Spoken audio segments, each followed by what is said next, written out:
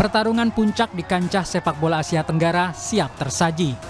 Timnas Indonesia U23 akan menghadapi rival beratnya Vietnam dalam laga final Piala AFF U23 2025. Ketua Umum PSSI Erick Thohir mengingatkan Garuda Muda menjaga fokus sepanjang pertandingan saat melawan Vietnam. Erick memperkirakan final melawan Vietnam akan berjalan ketat, sama halnya yang terjadi pada final edisi terakhir tahun 2023 di Thailand. Ketika itu, Vietnam mengalahkan Garuda Muda 6-5 lewat adu penalti. Ya, ini kedua kalinya kita ketemu Vietnam juga di AFF. Tapi saya yakin berbeda, karena di AFF waktu di Thailand,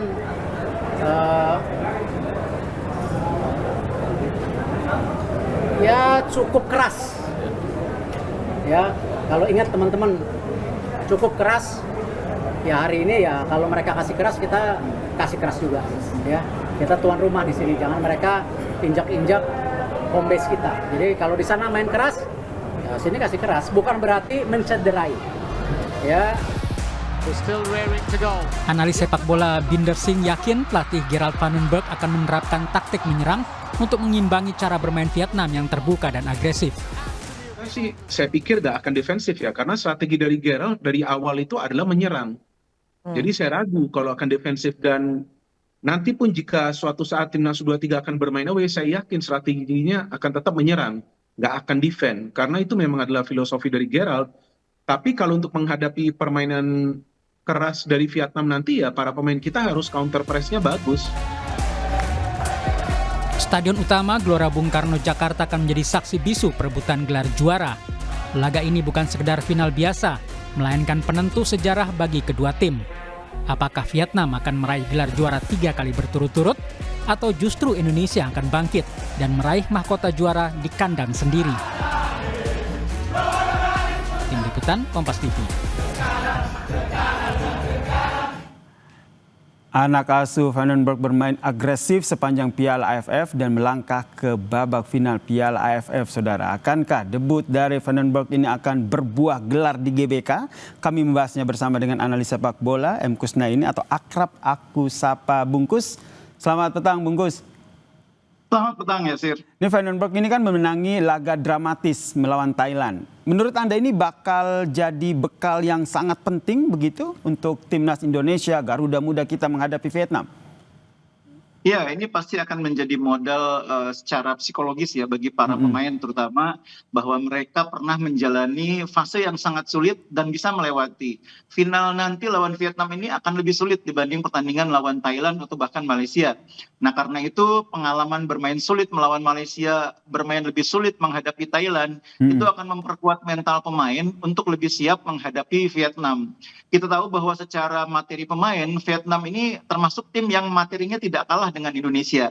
Jadi kalau Malaysia, Thailand itu secara materi pemain itu masih di bawah kita. Tapi kalau Vietnam enggak, karena Vietnam ini pemain-pemainnya rata-rata juga main di liga. Bahkan ada beberapa pemain yang sudah menjadi andalan di timnas senior seperti Quat Van Kang, Nguyen Van Truong, kemudian ada Nguyen Din Bak yang jadi striker andalan sekarang di lini depan. Itu pemain-pemain yang di timnas Vietnam senior juga sudah mulai reguler bermain. Karena itu terlihat bahwa cara main Vietnam itu lebih percaya diri dibanding Thailand atau Vietnam. Mereka menghadapi Indonesia saya kira tidak akan menggunakan pendekatan seperti Thailand atau Malaysia, di mana mereka menunggu, mereka mencoba mempersulit, memperkuat lapangan tengah. Vietnam akan bermain lebih terbuka. Karena mereka punya level kepercayaan diri lebih besar, pengalaman lebih panjang dibanding bahkan dibanding Indonesia, mereka tidak kalah dari segi pengalaman. Jadi strategi apa nih nanti yang akan diterapkan oleh Van den Berg agar bisa mengangkat trofi di kandang sendiri di GBK? Ya, yang pertama Coach Van den Berg saya pikir akan mencoba untuk membuat pemain-pemain lebih bisa mengembangkan permainan. Ini kan yang tidak terlihat dalam dua laga terakhir.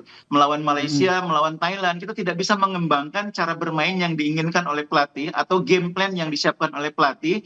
Karena ada beberapa titik di mana sulit untuk bermain dengan maksimal. Kemarin yang paling terasa kan pemain yang bermain di belakang striker atau pemain yang bermain between the line, di antara lini depan dengan lini tengah. Nah itu posisi yang saya pikir selalu menjadi hambatan dalam dua laga terakhir yang tidak bisa diperankan oleh pemain yang lain. Dicoba oleh Donitri kemarin juga kurang optimal, sebelumnya dicoba oleh Hanan juga kurang optimal.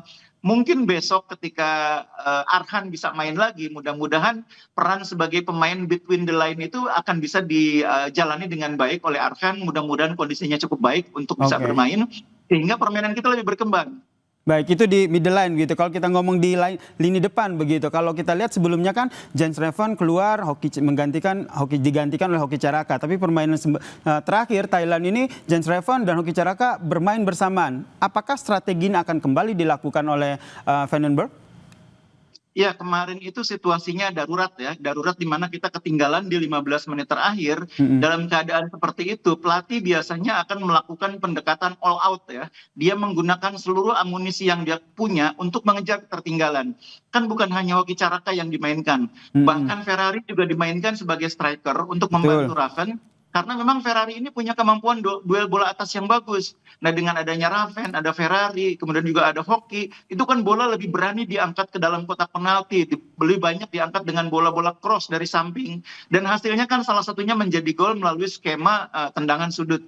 Jadi memang dalam situasi tertinggal dalam sebuah turnamen, 15 menit terakhir biasanya dipakai oleh pelatih untuk menerapkan strategi yang mungkin tidak diduga oleh lawan. Dan kemarin strateginya adalah all out menyerang dengan memainkan semua amunisi, semua kartu yang punya kemampuan bola atas bagus. Dan hasilnya kemarin cukup efektif. Oke, termasuk Brandon ya, yang bermain baik di lawan Thailand kemarin. Apakah ini juga akan menjadi salah satu pertimbangan begitu? Karena yang kita nantikan, kira-kira siapa aja nih line up yang nanti akan diturunkan oleh Van den Berg melawan Vietnam ini?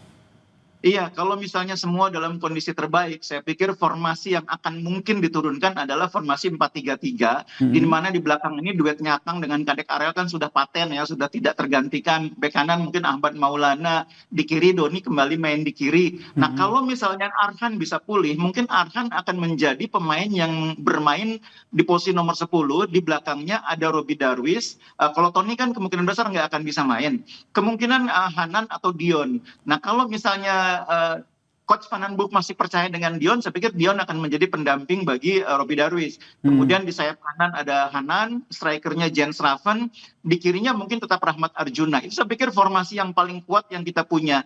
Meskipun tidak mustahil kalau misalnya Detan siap, Detan bisa main di wing kanan, kemudian Hanan didorong ke tengah berduet dengan Robbie Darwish sebagai pemain jangkar. Itu opsi-opsi yang saya pikir mungkin dimiliki oleh Coach Van den Berg kalau kondisi pemain siap untuk dimainkan. Oke, kalau kondisinya siap dimainkan dan kita berharap itu ya.